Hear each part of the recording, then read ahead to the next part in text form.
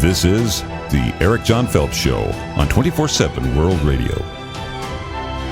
And now, Eric John Phelps.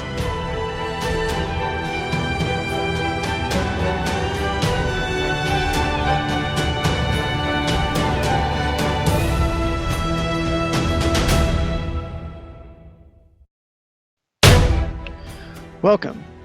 And I say welcome to the broadcast today here at 24/7 World Radio with Brother Eric John Phelps coming your way from the bustling metropolis of Newmanstown, Pennsylvania, here on this beautiful January 2nd, 2023. I will not wish you Happy New Year because we Bible-believing white Anglo-Saxon Protestants and Baptists, Puritans, Calvinists should never celebrate January 1st as New Year. This is a Jesuit New Year. This is the Gregorian calendar put together by Jesuit Christopher Clavius. Look him up. And so this is the Jesuit New Year. And I do not acknowledge Jesuit New Year. I don't acknowledge anything they want or do, and we shouldn't. We need to go back to when the New Year was in, third week of March under the Julian calendar, when the birds are out and laying eggs and we have new birth of new trees or new leaves and whatever. Okay? To have New Year in the dead of winter is satanic. And of course, the High Jesuits, being the great Satanists they are, would have altered the law, altered the days, the calendar. They did it in England, around 1754 thereabouts, and because we American colonies were subject to England, they put it upon us then.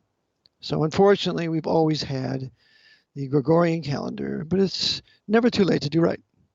So we're here on January 2nd, wishing you a wonderful, continued life serving the Lord Jesus Christ in spirit and in truth. The passage today that I'm going to read from before I announce the topic is titled in Ephesians chapter 5, verse 11. Have no fellowship with the unfruitful works of darkness, but rather reprove them or rebuke them. Bring them to light and rebuke them. So I'm going to deal with a topic today where the Jesuits have changed American law. They've changed American law. As American law was at common law, as we inherited it from England, the Jesuits hate common law. They hate English and hence American common law because it limits the powers of government and acknowledges certain fundamental rights that we have, particularly we white men of England and America. The Germans did not have common law. All they ever had was Roman civil law, hence the Code of Justinian. And the Jesuits have loved the Roman civil law because there are no limitations on the power of the government. And that can be traced back to the Code of Hammurabi. The king is absolute, the commander-in-chief is absolute, and the law that his courts implement is a law that does not acknowledge any fundamental rights of the people because the people are subjects. They're in privilege to be subjects of the commander-in-chief of the military dictator, which is the president of the United States today since March 9th, 1933. So we can look for a design by the Jesuit order to move the federal courts as well as the state courts away from our historic common law into a form of law that will follow the Roman civil law. And the jurisdiction that has criminal and civil jurisdiction that follows the Roman civil law is Admiralty Maritime. I was corrected recently by an individual saying that I had taught that the American Admiralty Maritime jurisdiction only had civil jurisdiction. I was mistaken, and I do apologize that, as about, I'd say a year and a half ago, maybe 2 years ago, I began reading Joseph Story's commentaries on the Constitution. And in his commentaries on the Constitution, he talks about the Admiralty jurisdiction. And in his second volume, on page 444, he writes, "This criminal jurisdiction of the Admiralty is therefore exclusively vested in the national government, and may be exercised over such crimes and offenses as Congress may, from time to time, delegate to the cognizance of the national courts." The propriety of vesting this criminal jurisdiction in the national government depends upon the same reasoning and is established by the same general considerations as have been already suggested in regard to civil cases. It is essentially connected with the due regulation and protection of our commerce and navigation on the high seas, and with our rights and duties in regard to foreign nations and their subjects in the exercise of common sovereignty on the ocean. He goes on, "The states as such are not known in our intercourse with foreign nations, and such recognized as common sovereigns of the ocean. And if they were permitted to exercise criminal or civil jurisdiction thereon, there would be endless embarrassments arising from the conflict of their laws, and the most serious dangers of perpetual controversies with foreign nations. In short, the peace of the nation would be constantly put at hazard by acts of which it had no control, and by assertions of right which it might wholly disclaim." So, the states were never to have admiralty jurisdiction. Admiralty jurisdiction, both civil and criminal, was vested in the federal courts through Article 3, Section 2, which is, Article 3 is the judicial power that we the people delegated to the Supreme Court. And further, that in that particular article, that we delegated to the Congress the power to create inferior courts to the Supreme Court, and these inferior courts would also have judicial power. So I stand corrected about ever teaching that there was no criminal jurisdiction in Admiralty. I got that from Robert Wangrid in his work, Behold. It was a certain issue. Robert Wangrid properly showed that the courts, the federal courts today, are not sitting in Admiralty jurisdiction. They're sitting in emergency war powers jurisdiction. But he made the mistake in teaching that American Admiralty did not have criminal jurisdiction, but only civil jurisdiction, but the English Admiralty did have civil and criminal jurisdiction. And so that's what I had taught, that what has been put upon us now in the courts, in the federal district courts, is a type of English Admiralty jurisprudence with civil and criminal. But I was incorrect. American Admiralty jurisprudence also includes civil and criminal. And further, the great American master of Admiralty jurisdiction is Erastus Benedict. And in his works on Admiralty, and I have a work titled Benedict on Admiralty, on the American Admiralty, he tells you that Admiralty does have a criminal jurisdiction, and it sets forth how to proceed in Admiralty jurisdiction. So I stand corrected, and I thank those of you that have corrected me that indeed the American federal district courts in the time of Article 3, and even now, I don't want to get to now, then in 1789, with the passage of the Constitution, had both criminal and civil jurisdiction.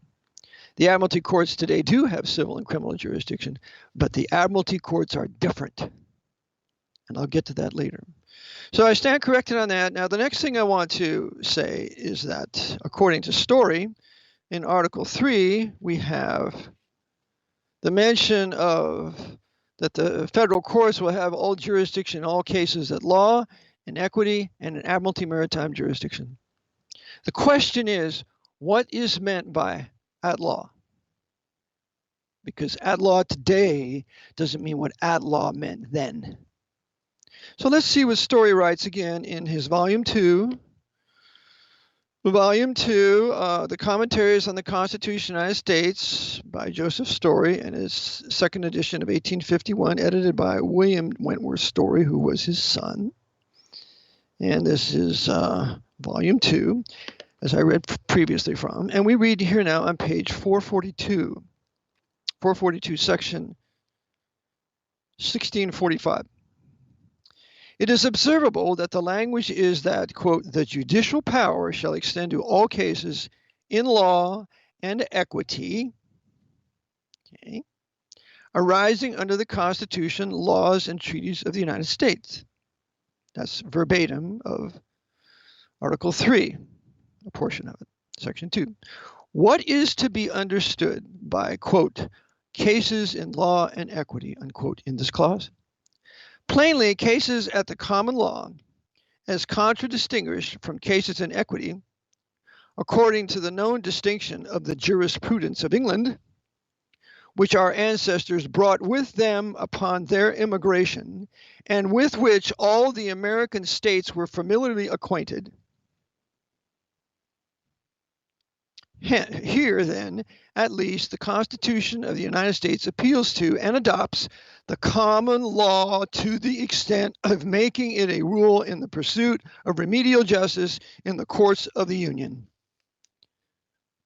Joseph Story teaches here that the American common law is premised upon the English common law, and English common law was then used as the jurisprudence for the federal courts for remedial justice. So is there any question that the federal district courts,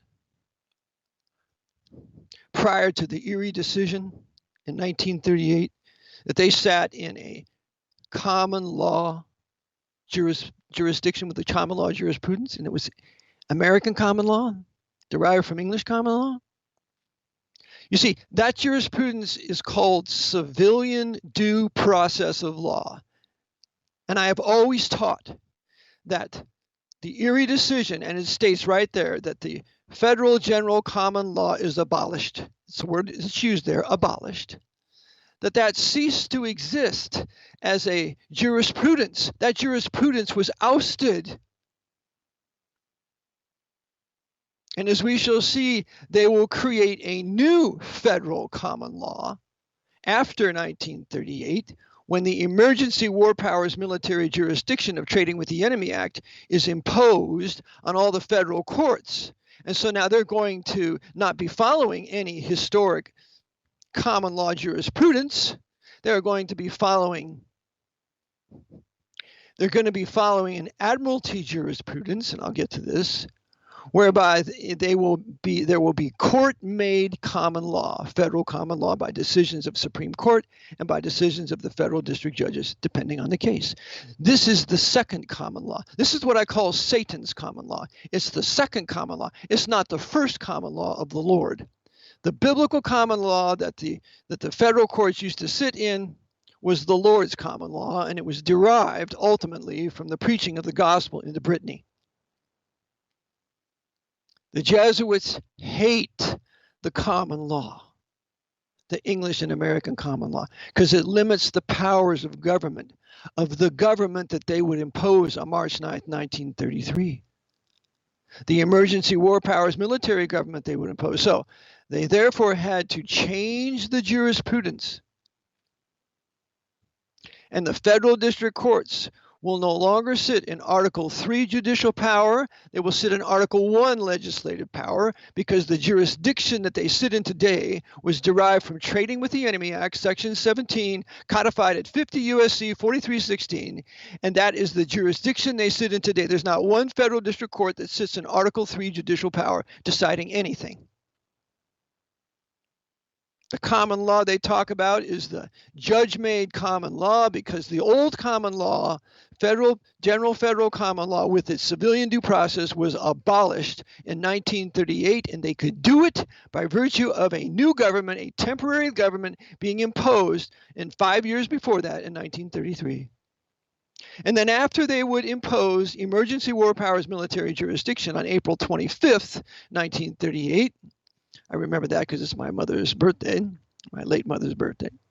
They would 5 months later impose the Federal Rules of Civil Procedure on September 16th, 1938, where they would merge the rules, not the jurisprudence, they would merge the rules of law and equity into a new set of rules for law, which is now going to be Roman civil law because it's following the course of Admiralty. Admiralty follows the Roman civil law. It's going to be according to law, and then in equity, there'll be a new equity. There's a decision called the Heck decision, H-E-C-H-T, the Heck decision of 1944. It begins a new equity. And I'll devote a broadcast to the new equity that they established. The old equity was not abolished with the Erie decision. Only the common law was. But I'll teach that in an equity class coming up. So in 1938, with the Erie decision, the wicked, sinful, satanic, Jesuitical Erie decision handed down by that Masonic court Jew of the Pope, Louis Brandeis, labor Zionist, working for the Vatican, so that the Jews could be blamed for this decision, because when the new right comes to power, they're going to blame the Jews for the Erie decision. And so with this awful Erie decision, they have the Erie decision and the federal rules of civil procedure as their gods for the federal district court. So I just want to show you where we're going. So when we go back to talking about the common law and common law procedure that was part of federal general common law that was abolished by Erie, we're talking about two separate systems of law. Again, the first federal general common law that was abolished by Erie, that existed from the time of the Constitution, sustained by Swift versus Tyson decision of 1842, that was given by the great Supreme Court Justice and savant, the very man I'm reading from, Joseph Story, until 1938, when they would do away with it and reimpose a new federal common law and develop it over the years, which is Satan's federal common law. For the Eric John Phelps.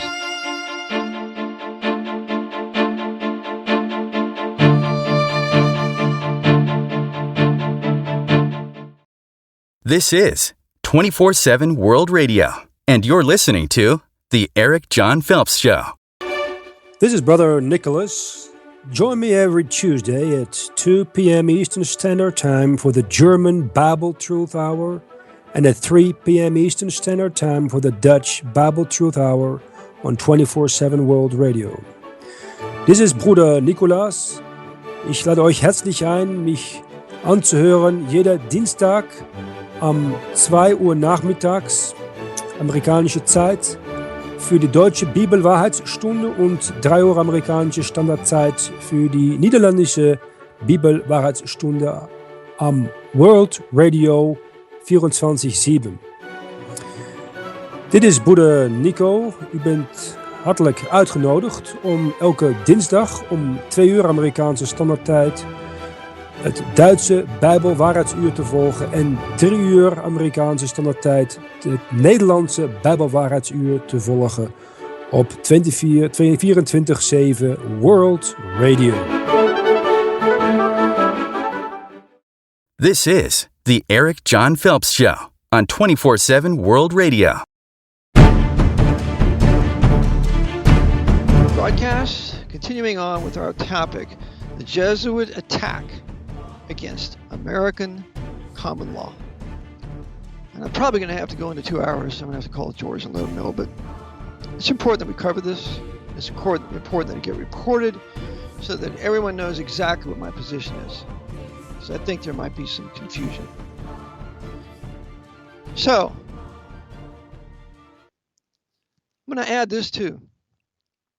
Talking about Admiralty. When the Jesuits would oust the civilian government of the United States with Proclamation 2039 on Monday, March 6th, with FDR, and it would be approved and confirmed by Congress, even though there was no vote, nobody saw a record of the Emergency Banking Relief Act. It would be approved and confirmed by Congress by way of the Emergency Banking Relief Act on 4 days later, on March 9th, 1933. And then FDR would restate what he stated on Monday, continuing the state of national banking emergency, state of war. And so there formally, with congressional approval, emergency war powers military government was imposed in Washington on March 9th, 1933. And we've been under military government ever since. It's going to go on 90 years 2 months from now. civilian due process of law is inconsistent with the military government. They must have a due process of law that is consistent with a military government. Hence, it has to be a form of the Roman civil law, protecting the commander-in-chief's property that he owns. Because March 9th, 1933, the commander-in-chief, the president, successfully seized every person, place, and thing in this country. Everything. Legal title vests in the commander-in-chief and his military government since March 9, 1933, over every man, woman, child, car, truck, tire, tree, every blade of grass, everything in this country, the commander-in-chief has legal title to. Every U.S. citizen is deemed to be an enemy or a belligerent, living in a state deemed an occupied territory. And so if that's the case, we have now the topic of capture, and the law that applies to capture on the high seas is Admiralty jurisprudence. Hence, with the capture of March 9, 1933, we could then be formally put under an Admiralty jurisprudence within the jurisdiction that would be an emergency war powers military jurisdiction imposed on April 25th, 1938, when the old civilian common law jurisdiction and civilian due process, for which a river of blood was shed by us white Anglo-Saxon Protestants and Baptists, would be ousted, and the vacuum would be filled with Section 17 of the Trading with the Enemy Act, now codified at 50 U.S.C. 4316. All right. So again, we're going to be reading a little bit on Story's Admiralty. He writes on page 438 of volume 2. He says, the Admiralty and maritime jurisdiction, and the word maritime was doubtless added to guard against any narrow interpretation of the preceding word Admiralty, quote unquote, conferred by the Constitution, embraces two great classes of cases. One dependent upon locality, and the other dependent upon the nature of the contract. The first respects acts or injuries done upon the high sea, where all nations claim a common right and common jurisdiction, or acts or injuries done upon the coast of the sea. Remember, the Admiralty jurisdiction extended to the ocean as well as to the first bridge of the sea, according to Benedict on Admiralty. It says, where all nations claim a common right and common jurisdiction, or acts or injuries done upon the coast of the sea. On, at farthest, acts and injuries done within the ebb and flow of the tide. That's why they hung that one Vatican banker under a bridge out of London. It was the first bridge to the sea under the ebb and flow of the tide, telling everybody that we did this pursuant to the jurisprudence of Admiralty. The second respects contracts, claims, and services purely maritime and touching rights and duties appertaining to commerce and navigation. Admiralty concerns commerce and navigation. I will say it again. Admiralty concerns commerce and navigation, and it has both a criminal and civil jurisdiction. As you will see, when the commander-in-chief seized everything in this country, March 9, 1933, the purpose was to reduce all the captured property to commercial interests. Getting a marriage license is a commercial contract. It is a privilege granted from the state to be in commerce with your wife, and the offspring of this commerce are your children. That's why the state claims a legal title, a legal interest in your children. That's why they can come and take them if you don't raise them to be good pagans. Everything is commerce. You get a driver's license. You have to have insurance. According to Delivio versus Boyd, which is an old case concerning Admiralty jurisprudence, whenever you have insurance, you always have commerce. Is there anything not insured today? So we're living in a huge, Holy Roman, 14th Amendment, socialist, communist, corporate fascist American empire where everything has been reduced to commerce, including the people. And the only jurisprudence that's fitting to govern matters, issues, or causes between these enemy belligerents is an Admiralty jurisprudence, because that jurisprudence was developed, number one, to deal with war, and secondly, with commerce. Everything's war and commerce here. And so the jurisprudence that all these courts follow in the federal level is an Admiralty jurisprudence. It's not Admiralty jurisdiction. It's an Admiralty jurisprudence within its emergency war powers military jurisdiction of Section 17 of the Trading with the Enemy Act. Everybody with me so far? Okay, going on. The former is again divisible into two great branches, one embracing captures, questions of prize arising jure belli, that means according to the law of war. The other embracing acts, torts, and injuries strictly of civil consequence, independent of belligerent operations. So there is criminal and there is civil. There is the law of war, and then there's civil matters. Section 1667. By the law of nations, the cognizance of all captures, jure belli, that means the law of war, belli means war, or as it is more familiarly phrased, of all questions of prize. Remember, prize are captures on the high sea during war. And their incidence belongs exclusively to the courts of the country to which the captors belong. The one doing the capturing. March 9, 1933, the capturer, the one doing the capturing, was the commander-in-chief. So therefore, all of the prize that he had seized belongs to his courts, the federal district courts. As they begin to manage or administer the prize that the commander-in-chief has captured, and that prize is every person, place, and thing within this American empire under military jurisdiction. Remember, it's still a republic, but it's being governed with the emergency war powers military jurisdiction as though it's an empire.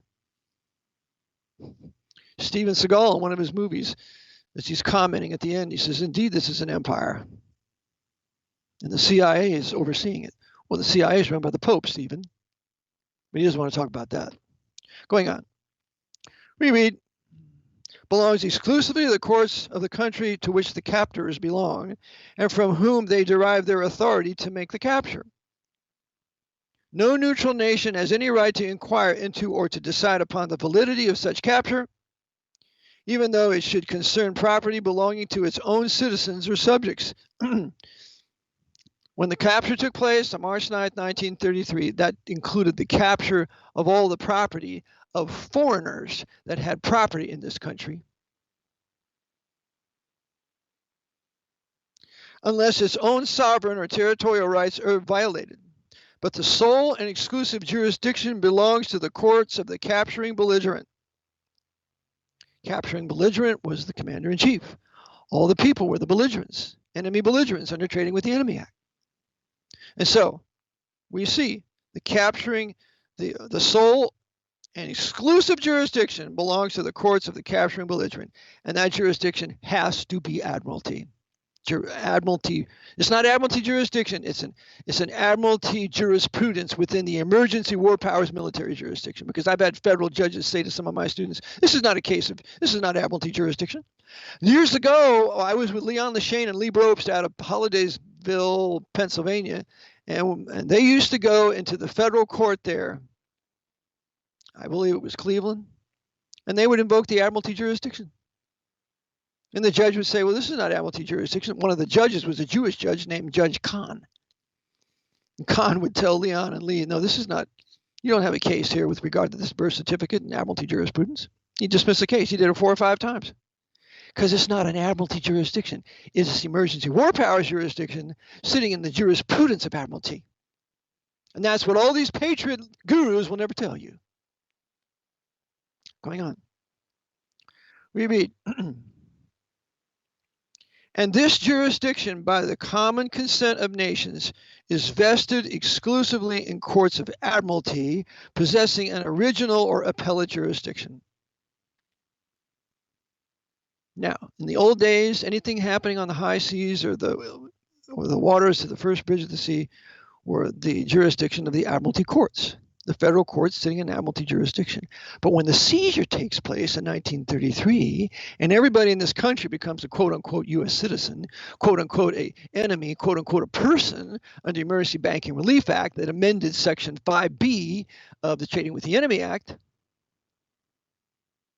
that would then be emergency war powers military government, and its military would be imposed, but the military jurisdiction would have to be imposed later, 5 years later, that would proceed according to the jurisprudence of Admiralty that always decided matters of prize or seizure.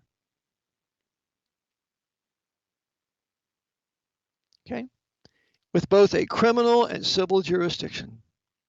So every federal court today is sitting in an emergency war powers military jurisdiction of Section 17 of the Trading with the Enemy Act, Title 50, Section 4316, as it's codified there. And they're proceeding according to the course and jurisprudence of Admiralty maritime jurisprudence of that jurisdiction. But it's the jurisprudence that's the issue, not the jurisdiction. It's military jurisdiction, it's war powers jurisdiction, proceeding according to the course of Admiralty jurisprudence in everything. And I will say one more thing. This Admiralty jurisprudence within its emergency war powers military jurisdiction imposed on April 25th, 1938, it was passed to all the state governments because the state governments had no power to impose any kind of war powers jurisdiction over their states. True, the commander-in-chief, the governor of the state, went along with FDR, but he didn't impose a proclamation establishing military government in his state. He just merely approved it. He went along with it. That's why we have that filthy governor of Pennsylvania in 1933. What was his name? Gifford Pinchot. Going along with FDR, and Pinchot is a member of Skull and Bones. So the governors went along with what FDR did. And hence the state courts would have to go along with the Supreme Court did in April 25th, 1933. They would also go along with the establishment of an emergency war powers military jurisdiction in their state courts proceeding according to the course of Admiralty, and the state judiciary, the state boys, the Supreme Court of the state of Pennsylvania would propagate new rules of procedure, and they would merge the rules of common law with the rules of equity, just like the feds did on September 16th, 1938. They would follow course. And why wouldn't they? Because the states are subject to, they're subordinate and derivative to the United States housed in the District of Columbia, Rome on the Potomac. You following my reasoning? The state governments could no more introduce military jurisdiction on the state courts than that they could introduce the jurisdiction of France. So they went along with the emergency war powers military jurisdiction imposed by the Supreme Court on April 25th, 1938. And so by that, it overlaid, listen carefully, it overlaid the common law jurisdiction and the equity jurisdiction of the states. They didn't abolish it. Common law on a state level, historic American common law in Pennsylvania and historic American equity jurisprudence in Pennsylvania was never abolished. I know because I've implemented several cases in equity here in Lebanon County, and the judge took cognizance of the case because I had an equitable claim, and we proceeded at a civilian due process of law, and he signed my decrees, his orders as decrees, because decrees are signed in equity. I maintain all the states, except maybe Louisiana, they all have common law and equity jurisprudence. I know Texas does. It's right in their Judiciary Act in Texas that they have a strong equity jurisdiction there. But you have to invoke it. If you want a common law procedure in your state, you have to invoke the civilian due process common law, and the courts will proceed. If you want an equity jurisprudence in your state, you have to invoke it. And with status, I would add, you've got to be the pre-March 9th, 1933 private citizen with a right to civilian due process of law secured by Section 1 of the 14th Amendment. And then they will give you your equity jurisprudence. They will give you a case in equity, providing they find a claim. If there's no claim, they'll dismiss the case. But my point is that the states can still sit in historic common law and historic equity jurisprudence, unlike the federal district courts that abolished it with the filthy Erie decision, April 25th, 1938. Back in a moment, 24/7 World Radio.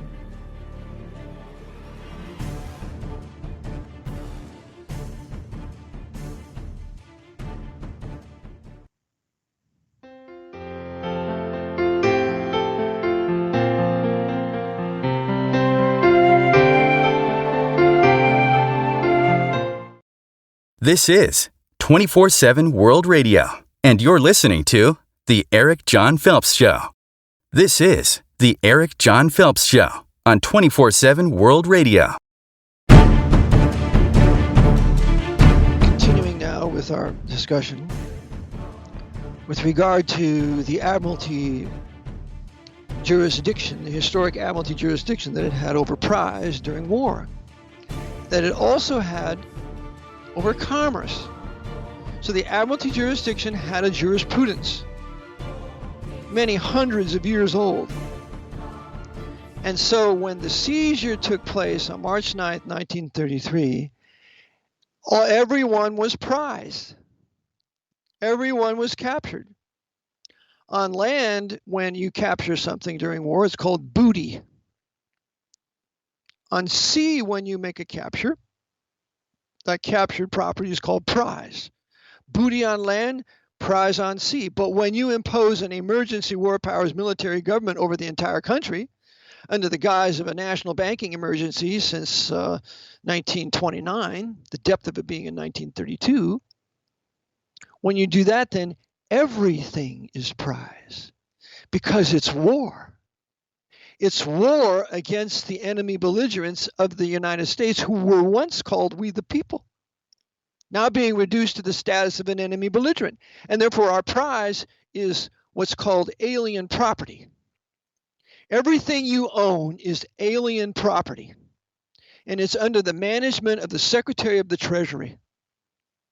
And the Secretary of Treasury derives his authority from the Emergency Banking Relief Act of March 9th, 1933. And the two most powerful people in this country are the President, Commander-in-Chief, and his right-hand man, the Secretary of Treasury. The President conducts all the wars, and the Treasury finances them and uses our property as collateral. And we see that in the congressional discussion, in the congressional record, stating that this act, the Emergency Banking Relief Act, will act as a mortgage on all the homes and property of the people of the nation. You check it out. You take my course. So now, when they established their military jurisdiction, their military government in March 9, 1933, they have to then proceed to establish another jurisdiction, an emergency war power military jurisdiction of trading with the enemy act that would proceed according to the course of Admiralty jurisprudence. Because Admiralty jurisprudence deals with what? It deals with war and it deals with commerce. To impose this Admiralty jurisdiction, or I should say Admiralty jurisprudence, within the emergency war powers military jurisdiction, you have to abolish federal general common law, because federal general common law would include civilian due process of law according to the tenets and jurisprudence of common law. Everybody with me? The Jesuits hate common law. They hate American common law. They hate English common law. They can't have an unlimited empire with a commander-in-chief with virtually unlimited powers appointing the federal district judges to protect his property, because it's not a matter of individual rights anymore. It's a matter of property of the commander-in-chief that he's protecting, that have to be protected by the district court judges. So what we have to do is we have to implement this emergency war powers military jurisdiction derived from Trading with the Enemy Act, and Trading with the Enemy Act was passed under Article 1, Section 8, Clause 11 of the Constitution. It's an Article 1 legislative power. And Section 11 is war powers, and that reads, Congress shall have power to declare war. It's out of that particular section, that particular clause, that the Trading with the Enemy Act was passed. So therefore, every federal district court, every one of them, is sitting in every Article 3 district court. Because there are Article 1 district courts that are sitting in territories. Every Article 3 judicial power, federal district court, with an Article 3 judge, because there are two kinds of judges in the district courts. There are Article 3 judges and Article 1 judges. Article 1 judges are called magistrate judges. They came about in 1965. There was no such thing as a magistrate judge until 1965, and they're just the coolies, the gophers for the Article 3 judge. They decide all the facts of the case and then make recommendations to the Article 3 judge, and the Article 3 judge generally follows that recommendation. I just got one. Just finished the case in Harrisburg, Middle District on it.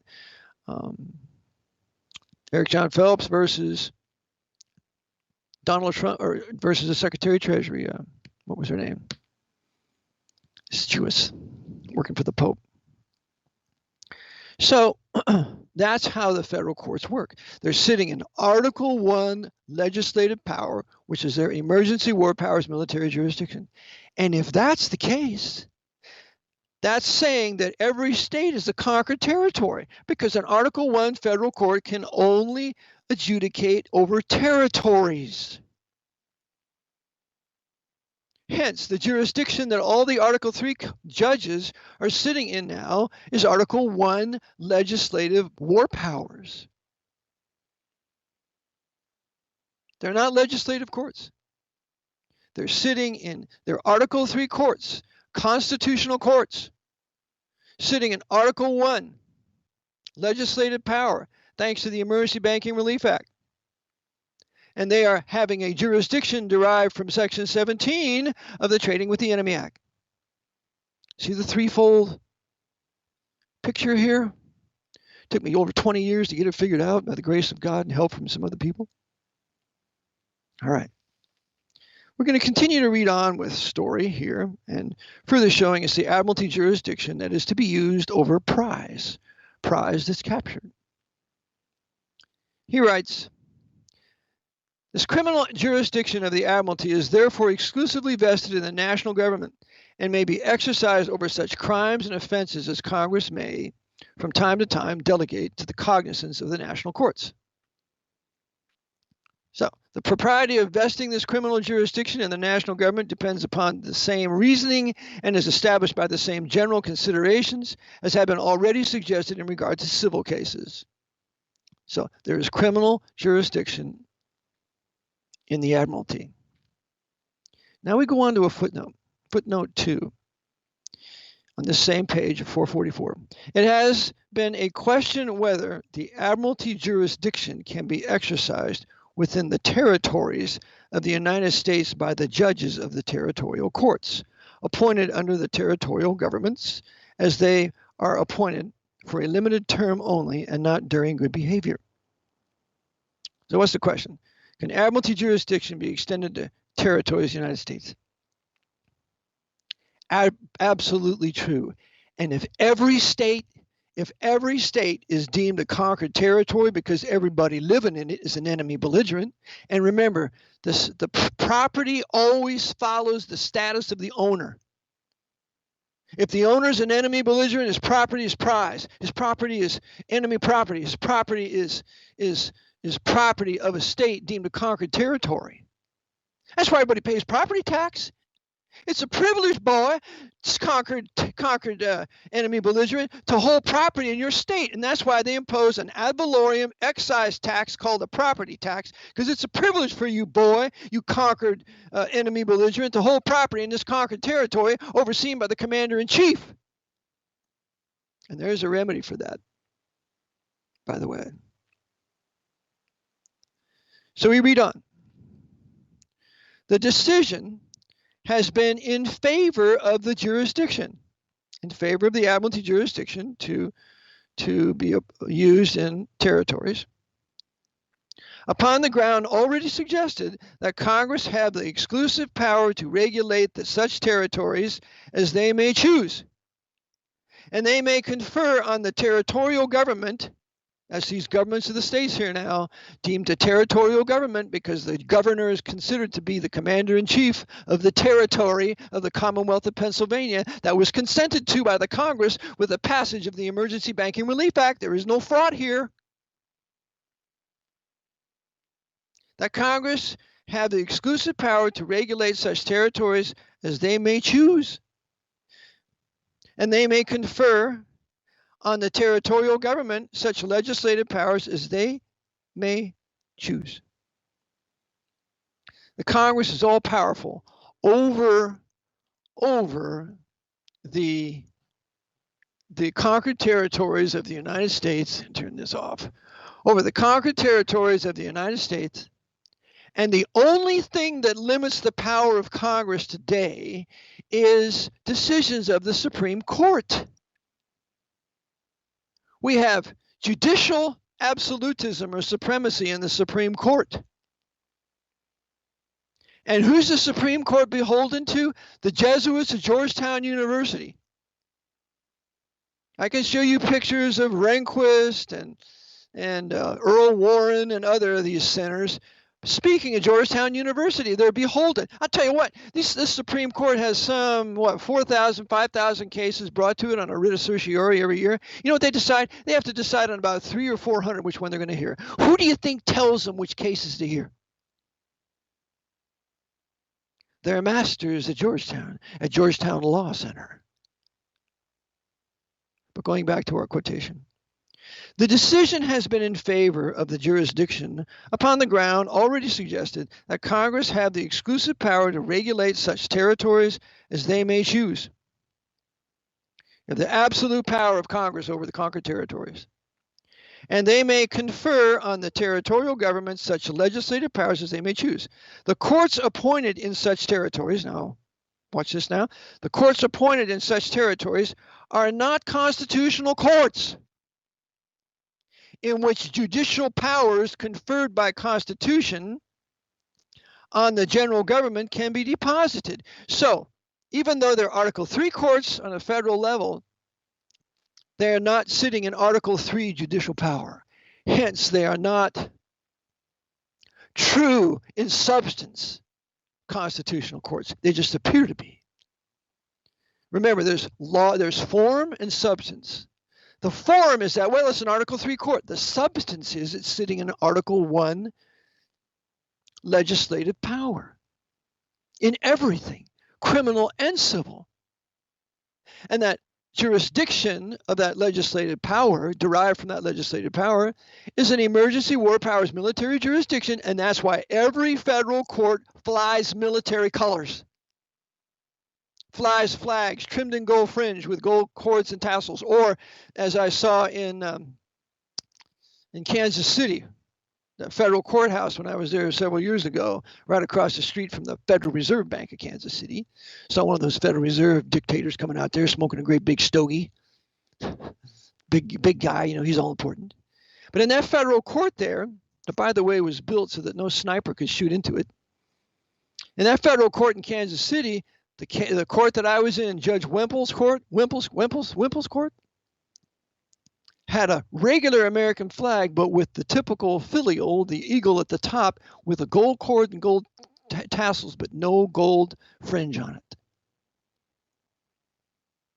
Every federal district court sitting in emergency war powers military jurisdiction, proceeding according to the course and jurisprudence of Admiralty, because everybody that comes into that court over which the court assumes personal jurisdiction is an enemy, belligerent, living in an occupied territory, and that's true also for every corporation.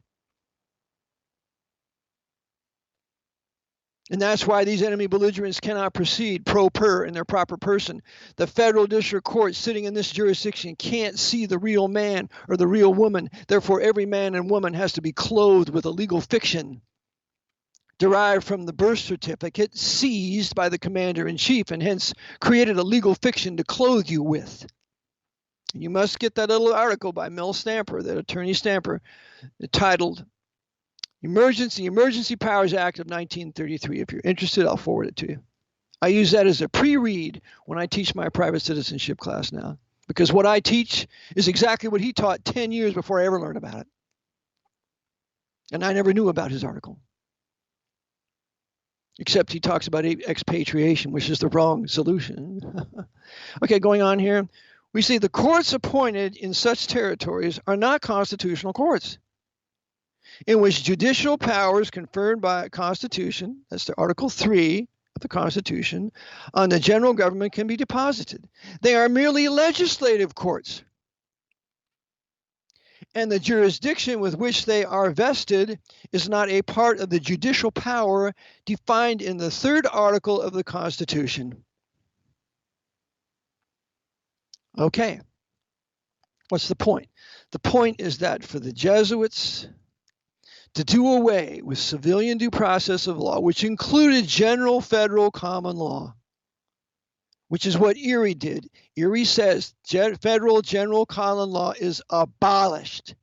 That common law is abolished. But we shall see a new common law is in full force and effect, which I never denied. In fact, I really didn't know about it until one of my opponents recently attacked me over teaching that I teach a lie, that the general federal common law was abolished. It is abolished, but this new common law, judge-made federal common law, is not the same, and that's very much a part of the federal courts as a result of the Erie decision. Okay, continuing on.